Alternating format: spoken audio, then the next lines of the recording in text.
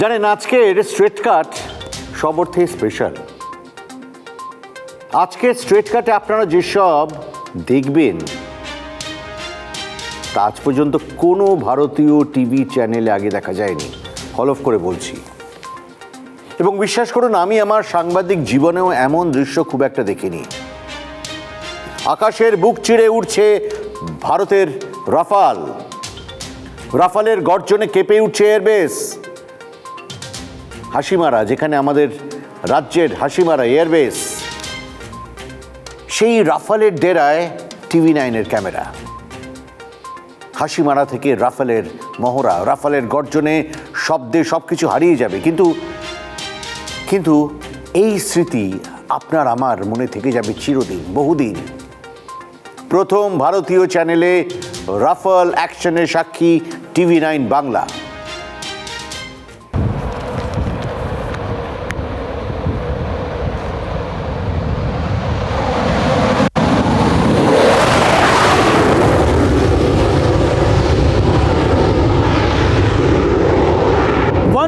Squadron को tiger shark, Hunter the killer भी कहा जाता है और अब इसके पास आ गए हैं रफल जैसे ओमनी रोड, जो किसी भी मिशन को पूरा करने में तैयार रहते हैं। यानी कई मिशंस को, अलग अलग मिशंस को, चाहे वो डीप आपके कह सकते हैं, चाहे वो एयर टू एयर अटैक हो, एयर टू लैंड हो, एयर टू सी हो, या फिर सर्विलेंस जैसे मिशन को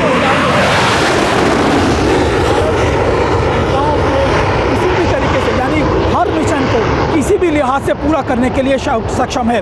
101 स्क्वाड्रन का अपना इतिहास बहुत लंबा, बहुत पुराना रहा है और अब इस स्क्वाड्रन के पास रफेल जैसे अत्याधुनिक विमान यानी एयरक्राफ्ट आ गए हैं, जो मैं आपको बता रहा हूं कि किस तरीके से कई मिशंस को एक साथ अंजाम दे सकते हैं। और आज हम आपको यही दिखाने की भारत के ये लड़ाके अब स्ट्रैटेजिक लोकेशन पे हैं जो किसी भी मिशन को पल भर में अंजाम दे सकते हैं। রাফাল এখন ভারতীয় বায়ুসেনার অন্যতম বড় ভরসা। ফরাসি যুদ্ধ বিমানের গতিবেগ কত জানেন? ঘন্টায় 2222 কিলোমিটার পার আওয়ার। 50,000 ফিট পর্যন্ত উপরে উঠতে পারে, তবে স্বচ্ছন্দে উঠতে পারে মাটি থেকে 37,000 ফুট উপরে। মাঝ আকাশেই জ্বালানি ভর্তি করার ব্যবস্থাও রয়েছে। যে কোনো আবহাওয়ায় সমান স্বচ্ছন্দ রাফাল যুদ্ধ বিমান। সুখোইয়ের বহন ক্ষমতা 8,000 কিলোগ্রাম, রাফাল সেখানে 9,500 কেজি ওজন নিয়ে উড়ে যেতে সক্ষম। কমব্যাট মোড থেকে স্থির অবস্থায় ফিরে আসতে সময় লাগে মাত্র কত? 3 সেকেন্ড, মাত্র 3 সেকেন্ড। রাফাল যুদ্ধ বিমান পরমাণু অস্ত্র বহনে সক্ষম। শুধু তাই নয়, প্রায় সব ধরনের অত্যাধুনিক ক্ষেপণাস্ত্র বহন করে উঠতে পারে এই বিমান এবং নিখুঁত নিশানায় হামলা চালাতে পারে।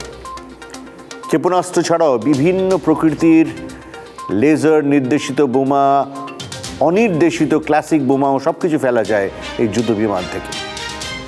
রাফাল থেকে ছোড়া যায় নেক্সটার 30M 79130 ইন্টারনাল কামান।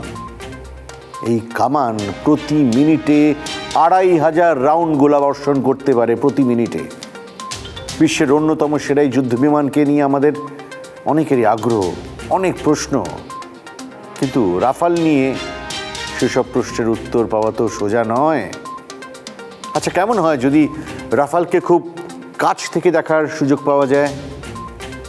রাফালের উড়ানে তেল ভরার মুহূর্তটা যদি চাক্ষুষ করা যায়? কিভাবে তৈরি দুনিয়ার অন্যতম সেরা যুদ্ধ বিমান? কিভাবে চলে রাফালের অপারেশন? কোথায় রাফালের শক্তি? স্ট্রেট কাটে দেখুন সমস্ত খুঁটিনাটি। এখানে জানিয়ে রাখি, সেনার অনুমতি নিয়ে যেটুকু পাবলিক ডোমেনে আনার কথা ঠিক সেটুকুই তুলে ধরছি। এর বাইরে কিন্তু রাফালের আরও অনেক জাদু আছে স্টোর্ড। জাতীয় নিরাপত্তার সাথেই তা প্রকাশ্যে আনছি না আমরা। अभी अगर आप देखें एक फाइटर एयरक्राफ्ट को जब आप देखेंगे तो आप ये देखिए, ये रिफ्यूलिंग टैंक है जिसमें करीबन 1250 के करीब जो है वो फ्यूल आता है।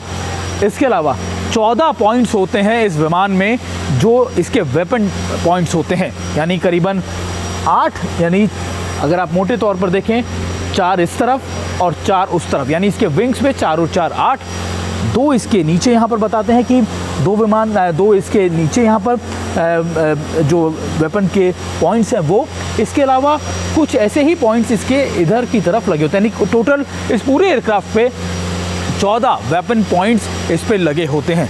लेकिन ये विमान कई और खूबियों के साथ भी है, यानी इस विमान की सबसे खास बात ये भी, ये विमान कई रोल्स को अंजाम दे सकता है। अगर आप देखें तो इस विमान के अंदर सबसे खास बात ये कि ये विमान के अगर आप ऊपरी हिस्से को देखें तो आपको नज़र आएगा कि ये इस पर किसी भी पायलट को देखने की ज़रूरत नहीं, तो एक मोटी परत ग्लास की होती है जो आपको इनको ना सिर्फ इनको ये दिखाने के लिए, यानी इनको इसके अंदर सारे मैप्स रीडिंग जो होते हैं, माउंटेड हेलमेट्स होते हैं जो इंडियन स्पेसिफिक रिक्वायरमेंट के हिसाब से बनाए गए हैं, और वो इसलिए ताकि जो भी शख्स इसको उड़ान भर रहा हो, यानी जो भी फाइटर पायलट उसको डिस्ट्रैक्शन ना हो, उसको सारी चीज़ें अपने हेलमेट में मिल जाएं। और इसीलिए ये एयरक्राफ्ट इतना ख़ास है। जब हम इसके रोल्स की बात करते हैं, जब हम बात करते हैं कि ये किस तरीके से इंडियन स्पेसिफिक रिक्वायरमेंट के साथ हैं, तो यही कुछ खूबियाँ हैं जो राफेल विमान को बेहद ज़रूरी बनाती है। अगर आप देखें, जो मैं आपको बता रहा था कि ये यहाँ अगर आप देखें तो आपको नज़र आ जाएगा कि ये इसका वो ग्लास है जहाँ पर सारे मैप्स आपको नज़र आते हैं। इसके अलावा रिफ्यूलिंग पॉइंट अगर आप देखें, ये वो रिफ्यूलिंग पॉइंट है।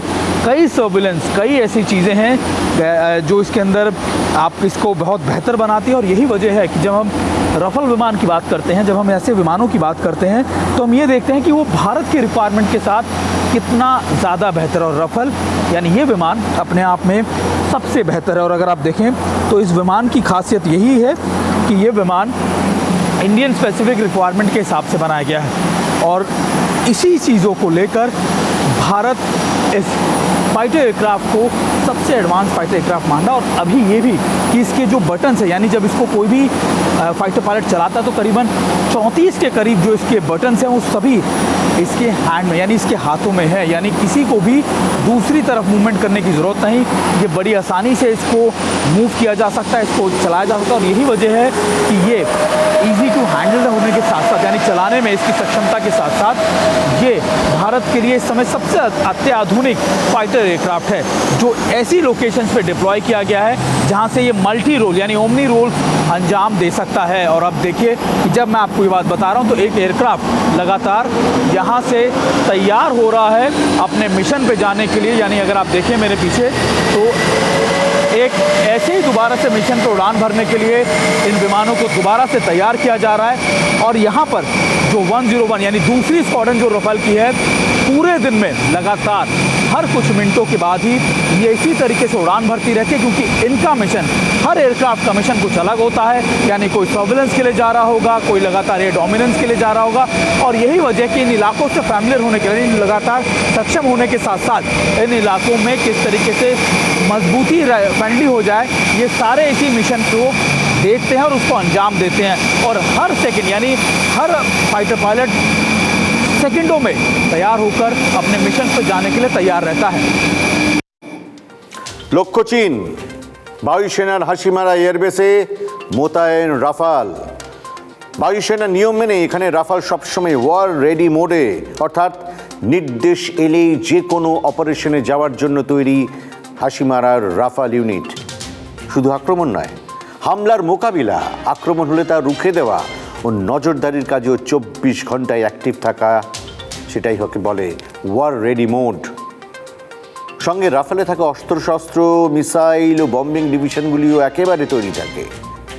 বায়ুসেনার দাবি এলএসি হোক বা অন্য কোথাও, হাসিমারা থেকে খুব দ্রুত অপারেশনে পৌঁছে যাবে রাফাল ডিভিশন।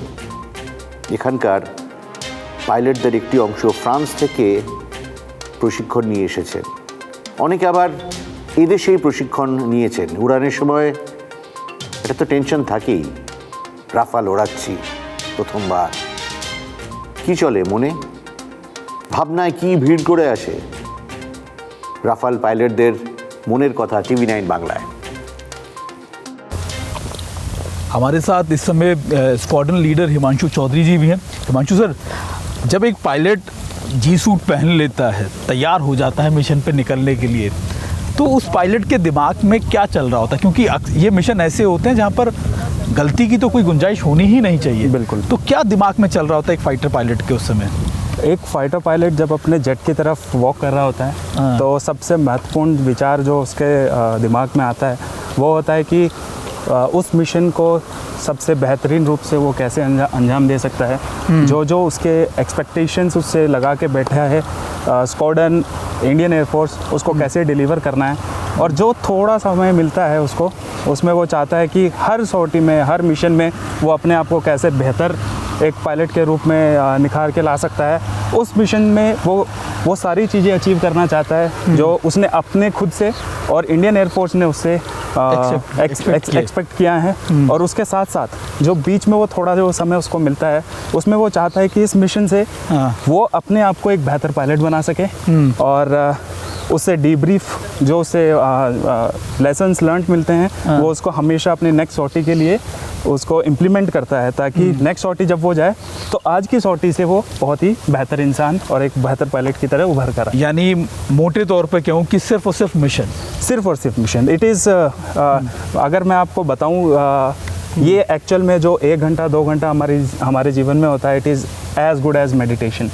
अच्छा। बिकॉज ये एक समय वो है जिसमें आप कुछ नहीं सोच रहे हैं, सिर्फ मिशन और अपना विंगमैन, अपना mission, how to deliver it, how to come out as a better pilot, and that's all. There is nothing else that's going on your head. यानी हर पल देश के नाम। हर पल देश के नाम।